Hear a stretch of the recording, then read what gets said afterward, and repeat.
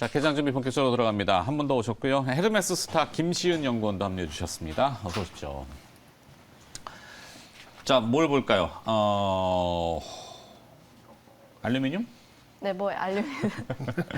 앞서 이제 뭐 지난주에 이제 시세 쭉 봤는데 뭐 전 업종이 거의 다 오르긴 했어요. 그리고 또 시세를 먼저 선도했던 그 NFT 게임 업종은 약간 차익 매물에 조금 밀렸지만 그래도 아직 살아 있고.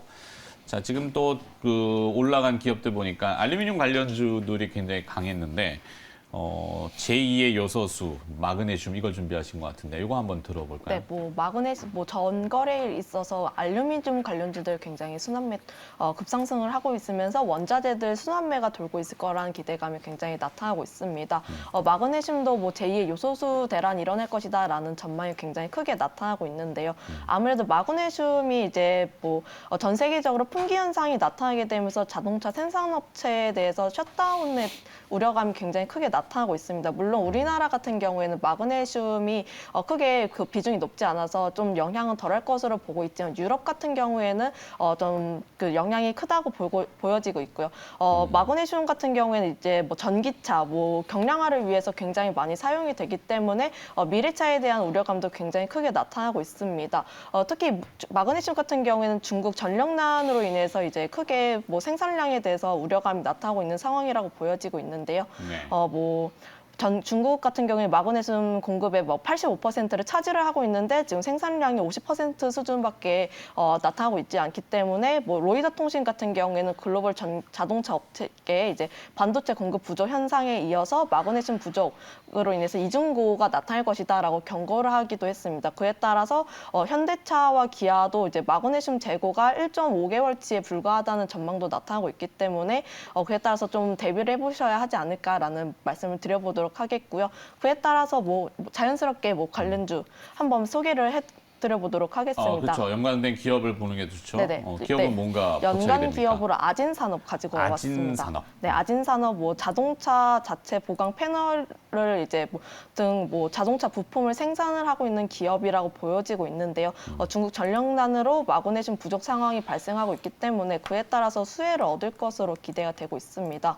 마그네슘 합금 판재나 뭐 성형, 접합, 원전 기술을 확보를 했기 때문에 관련주로 엮여 있는 상황이라고 보여지고 있고요. 대우 부품이 이제 최대 주주로 나타나고 있기 때문에 리비안 관련주로도 함께 엮여 있는 상황입니다. 리비안 같은 경우에 3거래일 연속으로 상승을 하고 있기 때문에 그에 따라서 시세가 나타날 것으로 보여지고 있고요. 더불어서 애플과 관련주도 함께 엮여 있는 상황이라고 보여지고 있습니다. 실적적인 측면으로도 뭐 전년 대비해서 뛰어넘는 상황이라고 보여지고 있기 때문에 그에 따른 모멘텀도 있을 것이라고 보여지고 있고요. 자동차 섹터 같은 경우에는 이제 내년 주도 섹터로 거론이 되고 있는 상황입니다.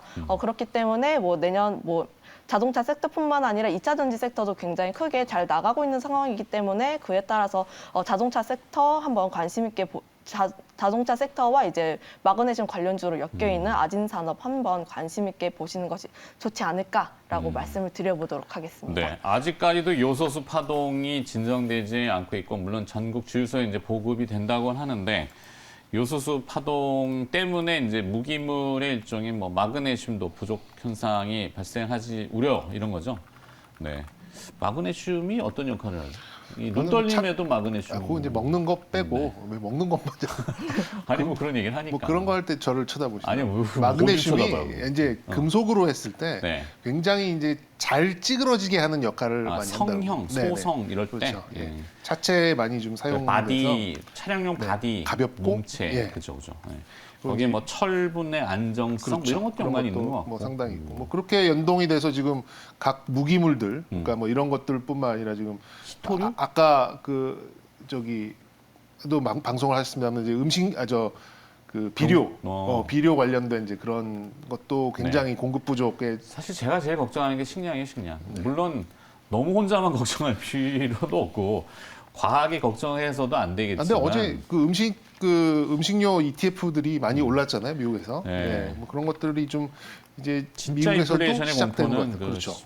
저거죠. 먹는 식거리, 네. 식음료. 근데 이제 또 그게 크게 와닿진 않으니까 우리한테는 아직까지는 이제 그렇다 보니까 커피 값도 이제 오를 거예요. 네. 네. 실제 그 공급 라인선에 알아보니까 이 아라비아 원두의 그 가격들이 올라가지고 11월부터 그러니까 이게 뭐냐면 여러분들 드시는 아메리카노 뭐 이런 것들 가격이 오른다는 얘기죠. 그러니까 우리는 이렇게 커피 믹스 가격이 오르지 않으면 잘 와닿지도 아니야, 않아요. 근데 네. 그 아메리카노도 오르지만 거기에 우유 타 드시면 예. 이제 뭐죠 그게? 라떼죠.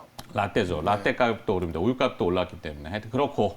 자, 정민 차장님 오늘 이렇게 대별화의 그 포인트는? 네, 뭐 저는 주도주 뭐 얘기를 좀 말씀드리려고 하고, 뭐 저도 그렇습니다만 이게 조금 부담스러운 상황에 있을 때는 뭐 그 주식은 이제 보유자의 영역입니다. 뭐 이렇게 네. 좀 회피하려는 멘트를 많이 하고는 하는데.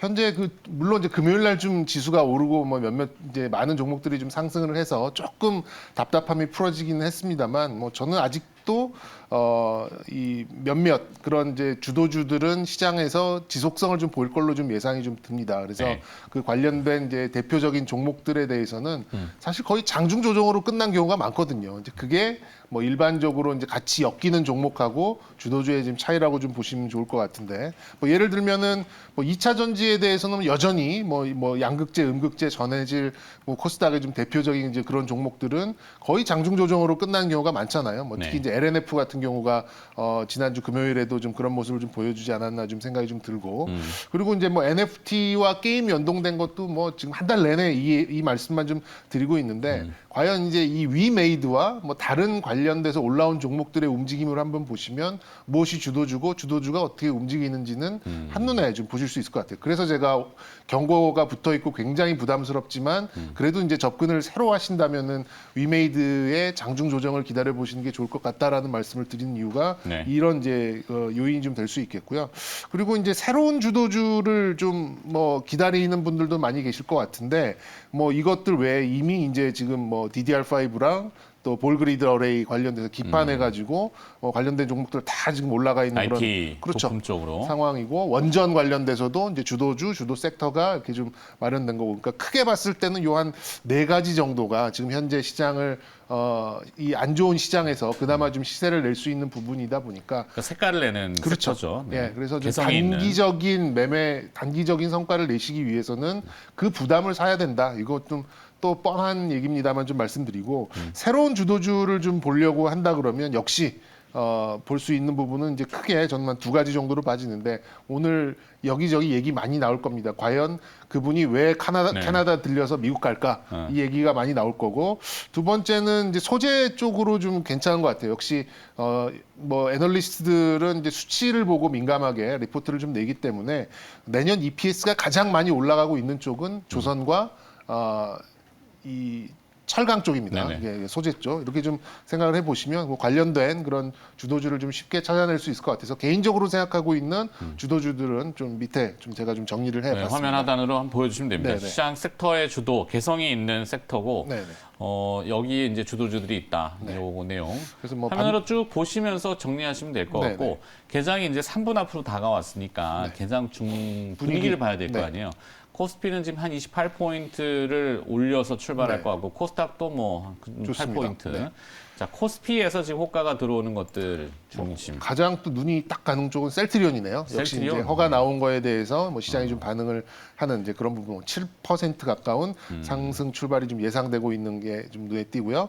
그리고는 대한항공도 좋은 레포트 많이 나왔잖아요. 목표 주가도 4만 원대 올라가고 있는 그런 레포트들이 나오면서 대한항공도 오늘 뭐 좋은 출발 보일 것 같고 NC는 금요일에 이어서 오늘도 약간 이제 뭐 소화를 하는 과정 뭐 이런 것들이 좀 필요해 보이고요. 뭐 그밖에 이제 이 지수 편입에 관련돼서 뭐 일진 머티리얼 뭐 이런 종목들 그리고 뭐 전체적으로 삼성전자와 SK 하이닉스 같은 1% 넘는 상승을 좀 보인다는 측면에서 오늘도 좀 프로그램 매수에 의한 좀 전체적인 움직임 이렇게 좀 예상이 되고 있습니다. 네. 기관 투자자와 외국인 투자자들이 지난 금요일 날 조금 색다른 매매 행태를 보였는데 연이어서 이번 주에도 그 시장을 좀 사들어 줄지 매수해 줄지. 자, 코스닥 개장 분위기는 접수되는 거 보면 뭐가 좀 특이합니까? 네, 뭐 역시나 뭐 셀트리온 그룹주들 강세 흐름 보여주고 있고요. 특히나 뭐 위메이드가 돋보이고 있습니다. 주말 이제 미르포 동시 접속사가 뭐 130만 명을 넘었다는 소식에 의해서 4%대 강세 흐름 보여주고 있고요. 역시나 전거래일에 이어서 이제 알루미늄 관련주들 조일 알루미늄이라든지 남선 알루미늄 관련해 가지고 강세 흐름 보여주고 있습니다. 그리고 자이언트 스텝도 1%대 강세 흐름 보여주고 있으면서 오늘도 역시 메타버스 관련주들 다시 한번 관심 있게 보셔야 되고요. 자이언트 스택 가다 보면 관련주들 뭐 덱스터라든지 뭐 MP나 뭐 맥스트 관련해가지고 함께 보시면 좋을 것 같다는 말씀을 드려보도록 하겠습니다. 네. 이번 주에는 재료들이 또 많이 쏟아졌네요. 또 후반으로 가면은 컨텐츠 관련된 또 이슈들이 있고 디즈니 플러스 얘기도 있고 지금 뭐 많잖아요. 그죠? 네. 네. 그러니까 고루고루 지금 다 뭐 어떤 게 내가 먼저다라고 주창하긴 뭐합니다만 다 들어오고 있다. 지금 그런 분위기. 이번 주는 G스타다. 네, 알겠습니다. 자, 일단 문 열고 다시 들어가겠습니다.